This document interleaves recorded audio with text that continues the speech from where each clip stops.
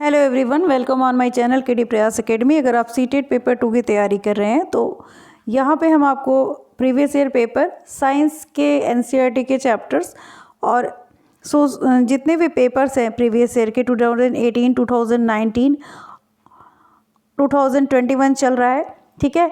तो उसके बाद 22 और 23 में जो भी अब तक पेपर हुए हैं उनको फटाफट हम देखने वाले हैं। तो जितने भी लोग सीटेट पेपर 2 की तैयारी कर रहे हैं, अगर वीडियो अच्छी लगे पहले वीडियो को देखिएगा। अगर वीडियो अच्छी लगे, आपके काम की लगे, तो चैनल को सब्सक्राइब कर लीजिएगा और एक लाइक ज़रूर कर दीजिएगा ताकि मुझे भी अपने काम को करने में थोड़ी सी मोटिवेशन मिले। तो चलिए, सबसे पहले इस 2021 का जो पेपर देख रहे थे उसमें हम एक तरीके से लास्ट उस पे हैं और हिंदी का पेपर देख रहे हैं जिसमें गद्यांश और पद्यांश के 15 क्वेश्चंस हम देख चुके हैं। अब इसमें शिक्षण अधिगम के जो शिक्षण के जो क्वेश्चंस हैं उनको हम लोग देखने वाले हैं पेडागोजी के। तो 136 नंबर क्वेश्चन जो पूछ रहा है, दीप्ति ने 8वीं कक्षा के बच्चों को समान भाव वाली कविता खोजकर सुनाने के लिए कहा, इसका प्रमुख कारण है। तो बच्चों को समान भाव का अर्थ समझाना, बच्चों की श्रवण प्रक्रिया का आकलन करना, बच्चों का मनोरंजन करने का निर्वहन या बच्चों के बोध स्तर का आकलन करना। तो देखिए यहाँ पे जो आंसर हो जाएगा वो बच्चों के बोध स्तर का आकलन करना, ये है आपका करेक्ट आंसर, ठीक है। नेक्स्ट क्वेश्चन देखते हैं।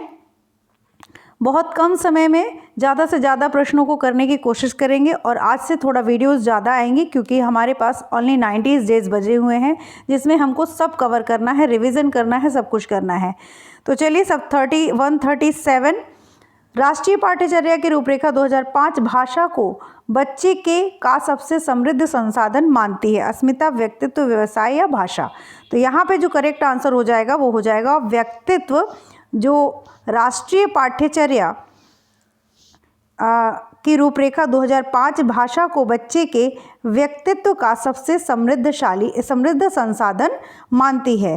क्वेश्चन नंबर 138, इनमें से कौन सा शब्दकोश में सबसे पहले आएगा? सिमत, सिरजती, सिलसिला या सीरत। तो क्वेश्चन नंबर 138 का जो ऑप्शन नंबर 1 है यानी सिमत ऑप्शन जो है वो करेक्ट हो जाएगा और यहाँ पे सिमत ऑप्शन सही हो जाएगा। 139 क्वेश्चन नंबर देखते हैं। कक्षा 6 में कविता शिक्षण के दौरान सर्वाधिक महत्वपूर्ण है भिन्न भिन्न शब्द का प्रयोग, भिन्न भिन्न भावभूमि, भिन्न भिन्न समास, भिन्न भिन्न छंद। तो यहाँ पे जो करेक्ट आंसर है वो हो जाएगा भिन्न भिन्न भावभूमि। भाव महत्वपूर्ण होता है। अगर कविता शिक्षण की जा रही है तो उसमें भाव को तो यहाँ पे भाव वाला शब्द जो है वो करेक्ट हो जाएगा, ठीक है। नेक्स्ट क्वेश्चन है क्वेश्चन नंबर 140, भाषा स्वयं में एक व्यवस्था है, सरल व्यवस्था है, जटिल व्यवस्था है, नियमबद्ध है या तार्किक है। तो भाषा जो है वो एक नियमबद्ध व्यवस्था है स्वयं में, तो स्वयं में एक नियमबद्ध व्यवस्था है। ऑप्शन नंबर 3 करेक्ट हो जाएगा यहाँ पे। क्वेश्चन नंबर 141 देखते हैं। नाटक और एकांकी पढ़ने पढ़ाने के दौरान सर्वाधिक महत्वपूर्ण है उच्चारणगत शुद्धता, नाटक के शास्त्रीय तत्व, मौन पठन या संवाद अदायगी। तो जब भी नाटक, तो यहाँ पे नाटक के हिसाब से संवाद अदायगी यानी क्वेश्चन नंबर 141 का ऑप्शन नंबर 4 जो है वो करेक्ट हो जाएगा। कक्षा 8 के लिए साहित्य का क्वेश्चन नंबर 142 में कक्षा 8 के लिए साहित्य का चयन करते समय आप किस तत्व को सर्वाधिक महत्व देंगे या देंगी? परिकथा, राजा रानी, रहस्य, रोमांच या पशु पक्षी। तो 142 का ऑप्शन नंबर 3 जो है वो करेक्ट हो जाएगा यानी रहस्य और रोमांच। ये बच्चे यहाँ पे थोड़े बड़े हो गए हैं इसलिए आप परिकथा नहीं सुना सकते हैं, यहाँ कक्षा 8 की बात की गई है। नेक्स्ट क्वेश्चन देखते हैं। कक्षा 7 में हिंदी भाषा के आकलन की दृष्टि से सबसे कम प्रभावी है प्रश्न निर्माण, अवलोकन, बातचीत या श्रुतलेख। तो यहाँ पे ऑप्शन नंबर जो 4 है श्रुतलेख वो आपका सही हो जाएगा। नेक्स्ट क्वेश्चन है, भाषा सीखने सिखाने की प्रक्रिया को रोचक और सौदेश्यपूर्ण बनाने में सर्वाधिक प्रभावी है कक्षा में प्रिंट समृद्ध परिवेश का उपयोग, पाठ्यपुस्तक के अभ्यास, कहानी कविता की पंक्तियाँ देखकर लिखना, टीवी धारावाहिकों के नाम लिखना। तो प्रिंट समृद्ध अगर आपको दिख जाए तो ये ऑप्शन आपका करेक्ट हो जाता है। ये क्वेश्चन बहुत बार पूछा जाता है, तो प्रिंट समृद्ध अगर दिखे तो यहाँ पे आप तुरंत उसको टिक कर दिया करिए, ठीक है। कुछ टैग वर्ड्स होते हैं जिनको मैं लेके आऊँगी आप लोगों के लिए, तो वो उसी तरीके का एक तरीके से प्रिंट समृद्ध परिवेश जो होता है ये प्रभावी होता है, और इसको आप लोग हमेशा पॉजिटिव में लिया करिए, पॉजिटिव टैग के रूप में, और ये कई बार या हर साल पूछा जाता है। ठीक है, तो नेक्स्ट क्वेश्चन देखते हैं।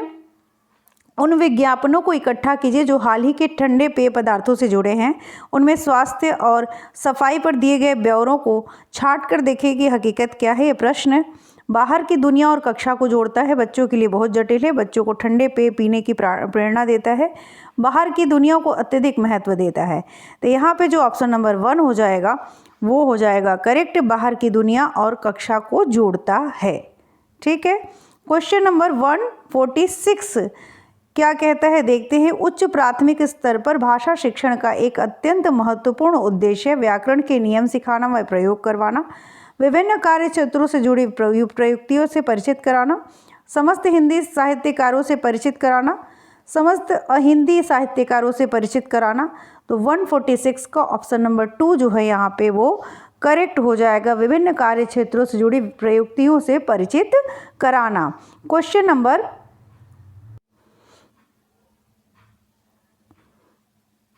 147 हिंदी भाषा का आकलन करने के संदर्भ में वे प्रश्न अपेक्षाकृत बेहतर होते हैं जो बच्चों की कल्पना सृजनशीलता को बढ़ावा देते हैं, जो बच्चों को सुंदर लेखन के लिए प्रेरित करते हैं, जिनके उत्तर जटिल व दीर्घ होते हैं या जिनके उत्तर तयशुदा होते हैं। तो हिंदी भाषा का आकलन करने के संदर्भ में वे प्रश्न अपेक्षाकृत बेहतर होते हैं जो बच्चों की कल्पना और सृजनशीलता को बढ़ावा देते हैं। तो ऑप्शन नंबर 1 जो है वो आपका करेक्ट हो जाएगा। 147 का option number 1 is the correct answer. एक व्यक्ति ने प्लीज़ अगर आप लोगों को वीडियो अच्छी लग रही हो और यहाँ तक आप देख रहे हैं तो लाइक ज़रूर कर दीजिएगा।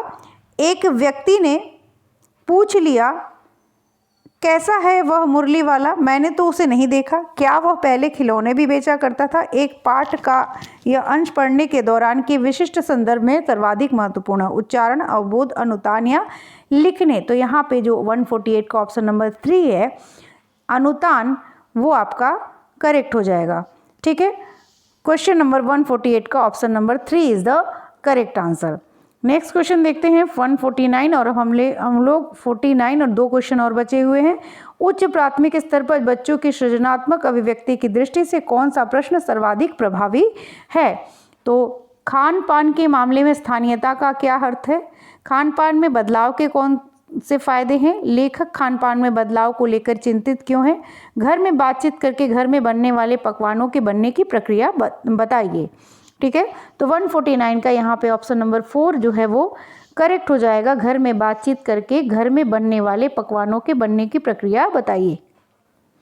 तो लास्ट क्वेश्चन आज का, भाषा सीखने और भाषा अर्जित करने में अंतर का मुख्य आधार है। भाषा की जटिलता, भाषा का सौंदर्य, भाषा का परिवेश या भाषा की प्रकृति। तो यहाँ पे हमारा होता है 2000।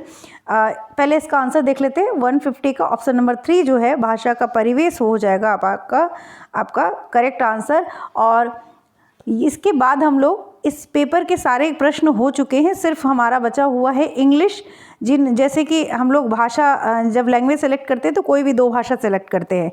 तो लैंग्वेज 1 में हिंदी का सिलेक्शन किया, तो लैंग्वेज 2 में भाषा इंग्लिश का सिलेक्ट कर लिया। तो हमारा लैंग्वेज 2 का इंग्लिश बचा हुआ है। उस पेपर को हम देखेंगे कि जिन्होंने लोगों ने भाषा के 2 में इंग्लिश का चुनाव किया था उनके प्रश्न कैसे आए थे, तो उसको हम लोग देखेंगे। इस वीडियो के बाद आप लोगों को साइंस की क्लास मिलेगी और उसके बाद हम रात में 7 बजे के करीब आप लोगों को एक वीडियो मिलेगी जो इंग्लिश की होगी।